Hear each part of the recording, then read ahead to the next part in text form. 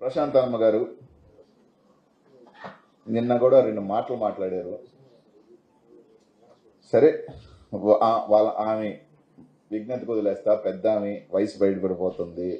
ఏమన్నా నిందలు పడుతుంటేనో లేకపోతే చేసిన తప్పులు బయటపడుతుంటే టెన్షన్ తట్టుకోలేకపోతుంది. ఆవేశంలో కొత్తగా వచ్చింది రాజకీయాలు కాబట్టి, మొట్టమొదటిసారి లేటుగా 60 సంవత్సరాలకి ఎమ్మెల్యే అయింది కాబట్టి, 62 సంవత్సరాలకి ఎమ్మెల్యే అయింది కాబట్టి కొంచెం ఆవేశం ఉండొచ్చు. పెద్ద ఆవిడికి తప్పులేదు. నేను కూడా ఆమె బిడ్డలు నాకన్నా పెద్దోళ్ళు ఉన్నారు కాబట్టి పెద్ద ఆవిడే దీవెనలుగా భావిస్తాను. ఏంటి నన్ను సంస్కారవంతంగా ఆమెకున్న సంస్కారవంతమైన పెద్ద ఆవిడకు సంస్కారవంతంగా నన్ను దున్నపోతని తిట్టినా, వాడు వీడు అని తిట్టినా నా తల్లి కూడా నన్ను తిడుతుంటుంది. ఎదవా, దున్నపోత, గాడిదే అని తిడుతుంటది. పర్లేదు, నేనేం బాధపడినమ్మా. ఇంకా కావాలంటే తిట్టు.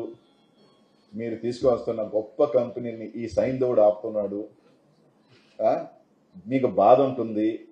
4.5 సంవత్సరాల పాటు ప్రశాంతంగా 20% కమిషన్ దొబ్బేయాల్సింది ఈ సైంధవుడు ఆపేశాడు అన్న బాధ మీ భార్యాభర్తలకు ఉండటంలో తప్పే లేదు. నెలకి 20% చొప్పున బూమింగ్ వస్తుంది కాబట్టి ఒక 20 కోట్లు, 15 కోట్లు, 30 కోట్లు, ఒక 24.5 సంవత్సరం పాటు ఒక 500-600 కోట్లు దండి కొట్టాడు రాయండి. నా మీద బాధ ఉండటంలో తప్పు లేదు. ఈ సైంధవుడి మీద నువ్వు బాధ దున్నపోత తిట్టడంలో నేను తప్పే లేదు. కాబట్టి తప్పులేదు, పడతాను. కానీ నేను చెప్పినట్టుగా మాత్రం సమాధానాలు చెప్పండి. నువ్వు అడిగిందే చెప్తున్నా. మా మీద విమర్శ చేస్తే మేము సమాధానాలు చెప్పుకుంటాం. ఇంకొకటి, నాకు దైవ భక్తి ఉంది, ఆ దేవుడు చూసుకుంటాడు అని చెప్పాడు. చాలా మందికి తెలుసో లేదో, అత్యంత శివభక్తుడు ఎవరు?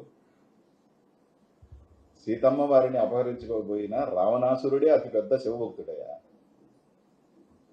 అవునా కాదా సార్? నాకు తెలిసి, కరెక్ట్ చేయొచ్చు నేను తప్పు అయింటే, నాకు తెలిసి పరమ శివభక్తుడు ఎవరు అంటే రావణాసురుడే.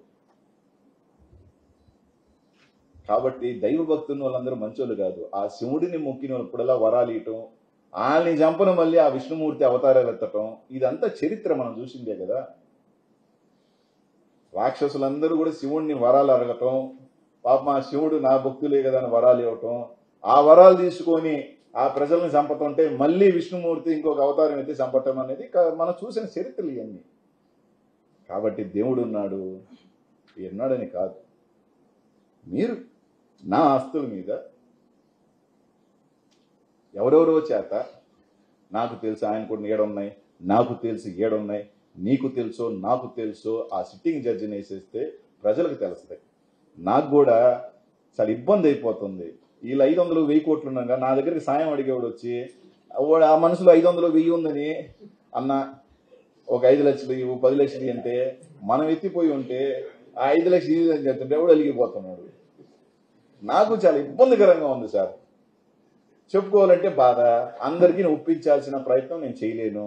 రకరకాలు ఉంటాయి. ఎందుకంటే రాముడు ఉన్నప్పుడు రావణాసురుడు ఉంటాడు, రావణాసురుడు ఉన్నప్పుడు రాముడు ఉంటాడు. కాబట్టి నాన్న మీద తెలుగుదేశం వాళ్ళు రాసుకోవడంలో తప్పు లేదు. తెలుగుదేశం కార్యకర్తలు కానీ లేకపోతే జనసేన నాయకులు కానీ నా మీద పోస్టులు పెట్టడంలో తప్పు లేదు, కామెంట్లు పెట్టుకోవడంలో తప్పు లేదు.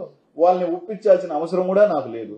ఒప్పించగలిగింది, మెప్పించగలిగింది ఇప్పుడు ఎవరన్నా ఉన్నారు అంటే లోకేష్ గారు కానీ చంద్రబాబు నాయుడు కానీ సిట్టింగ్ జడ్జి ఎంక్వైరీ చేస్తే కనీసం నాకు ఏంది ఉన్నదిరా, అరే వీడు ఎత్తిపోయి ఉన్నాడు రా అన్న సంగతన్నా ప్రజలకు తెలియజేస్తే బాగుంటుంది.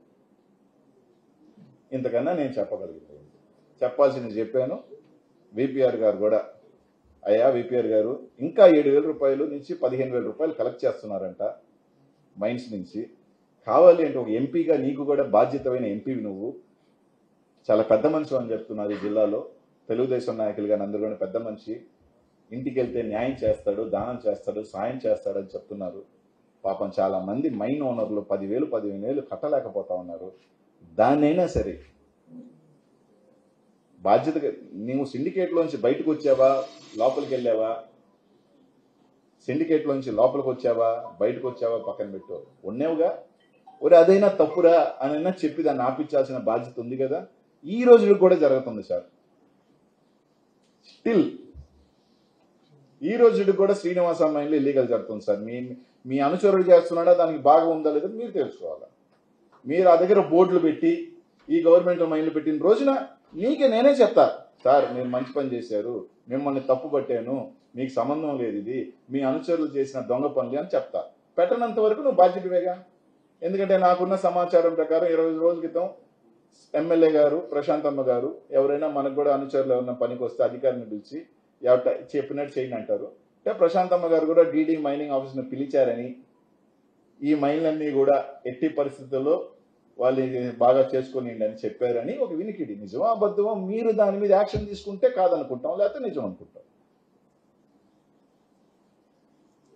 ఎందుకన్నా నేను చెప్పగలిగింది 500 కోట్ల రూపాయలు ఈ 3 మైన్స్ లో మెటీరియల్ 1,25,000 టన్నులు ఉన్నాయి.